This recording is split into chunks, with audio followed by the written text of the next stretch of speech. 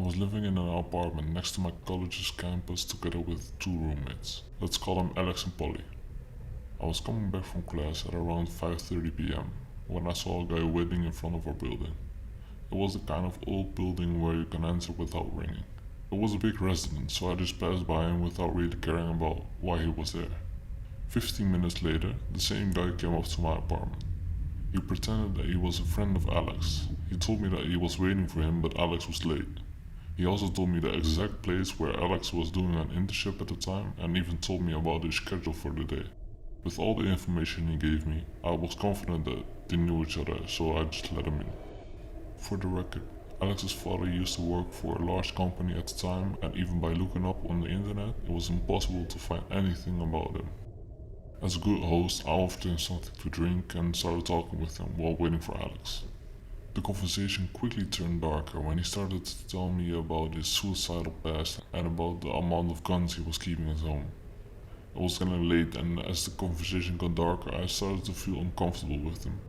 So I decided to send Alex a text, just to let him know that his friend was here and that I wasn't really feeling comfortable with him. Alex answered me a few minutes later, asking me to send him a picture of his friend, just to see who was here. So I took my phone and discreetly took a picture of the person in front of me. After receiving it, Alex just told me that he was on his way home. When Alex arrived, I was relieved. He came into the living room and said hello to his friend.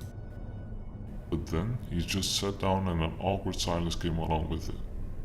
After about a minute, I received a text from Alex telling me, "I don't know this guy." At that moment, I thought he was just joking around, but after seeing his face, I knew he was serious.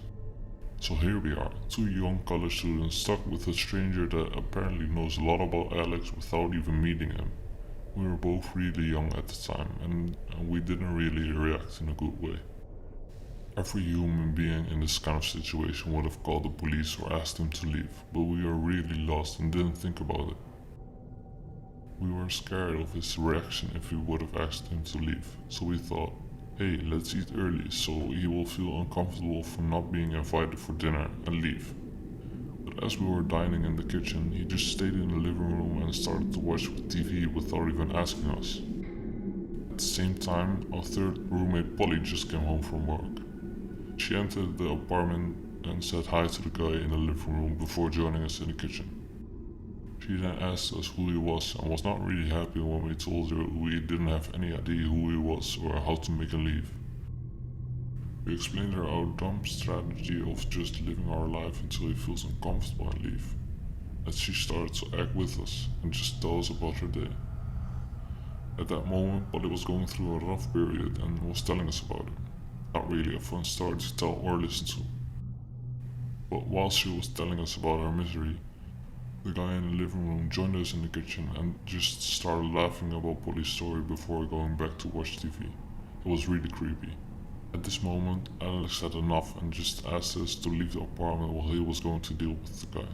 This is what happened when we left. Alex got back into the living room and started to act like he was about to go to bed. Another dumb strategy, yeah, I know. His room was open to the living room, so he told the guy that he was about to go to bed and left the door half open while starting to remove his jewelry. He noticed that the guy on the couch wasn't moving or caring about the fact that there was no one left in the apartment except Alex that was in his room. Alex went up to him and told him maybe it was time for him to leave as he was his friend and that he was going to sleep. But the guy replied to him, "I'm waiting for the girls." Alex got mad and finally put him out of the apartment. At the same time, Polly and I were going back into the building and met the guy on the stairs. He wished us a good night with a creepy smile and left. Going back to the apartment, Alex told us what happened and we started to ask ourselves, who was that guy? How did he know Alex's name and last name? How did he know where he was working and his schedule? How did he find our address?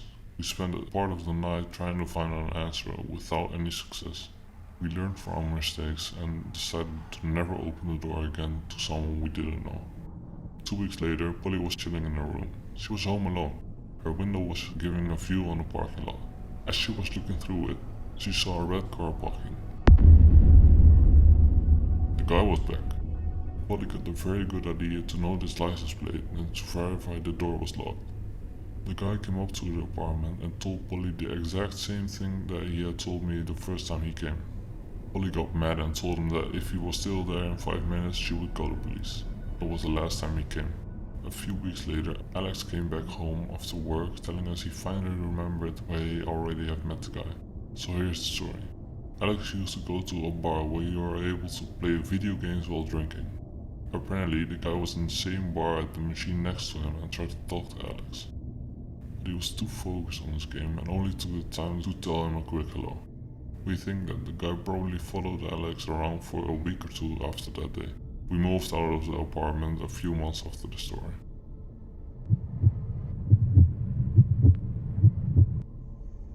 I've done quite well for myself as an adult, but when I was younger, we were very poor. In middle school, I lived in the government's housing projects that were like little one-level apartments with 2 apartments sharing a wall each, all spaced apart. There were woods directly behind the cluster of the apartments, with no gate in between, but no one ever went into the woods, which I learned the reason for due to this incident. These apartments were very poorly made and the windows could easily be popped in and out, never mind a lock. The front door was somewhat sturdy, but with a good kick, it would have easily been opened. My dad was a pretty stocky bodybuilder type, so I had a false sense of security and would leave my window blinds open at night.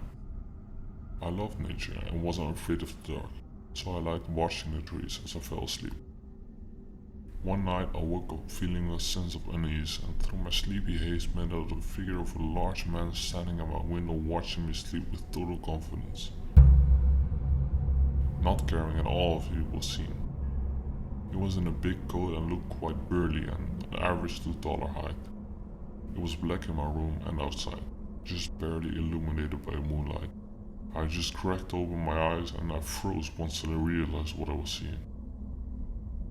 I kept my eyes as closed as possible, just enough to peer at him in the darkness. I literally rolled out of my bed to the side not facing the window. A shadow from my dad was across the hall with both of our doors open as I crawled out. Not the smartest, but I was a dumb 12-year-old. He hadn't gone to sleep yet and was in my room in a heartbeat as the guy took off. He went to run out the front door yelling threats as well, which probably wasn't smart, but the guy was gone. I truly believe he never came in before or after this just due to my dad's sheer size and build, but I will never know. A few nights later I was spending the night at my friend's house who lived directly behind us with the same layout. Her room was the first room on the left with her window facing the woods, our apartment blocking the view. We finished watching Dave Chappelle and went to do one another's hair in her room with her older sister helping us, while her mom and little sister went to bed. Not long after, we heard screaming from her mom's room and heavy stomping feet. Her older sister swung open the door to the room we were in, and there's just a flash of a huge white man in his 30s to 40s running down the hall towards the living room and front door, and her mom behind him with a butcher knife hacking at the air and screaming bloody murder. The dude flew out the door and towards the woods while her mom locked the door and called the cops. This man had the audacity to pop open the window and crawl into the bed that was pushed against the window and just slightly under it. Not realizing this woman slept with a butcher knife and would clearly wake up to protect her baby. She was quick and slashed at him, though I'm not sure of the damage since I rushed home directly after. The cops went looking in the woods for him and found him and another man quite similar to him, living and hiding out there together. They were also responding to a call from a friend's mother whose little girl had been taken that day as well from our housing unit, and they found her with those creeps. She had been there all day and all night with them, and she was around 3 or 4. They were taken to jail, and that's the last I heard of it, as the adults didn't let us in on adult conversation. Poor little girl was probably traumatized, and I hope she's been able to heal. I can't imagine what could have happened if my friend's mom hadn't been so quick and slapped with a weapon, or if he had decided to fight instead of run. I still don't understand why he didn't try to overpower her, but it's possible she injured him. After this, my dad explained to me how sometimes drug addicts or homeless people would hang out in these woods, and hence why I never came there anymore.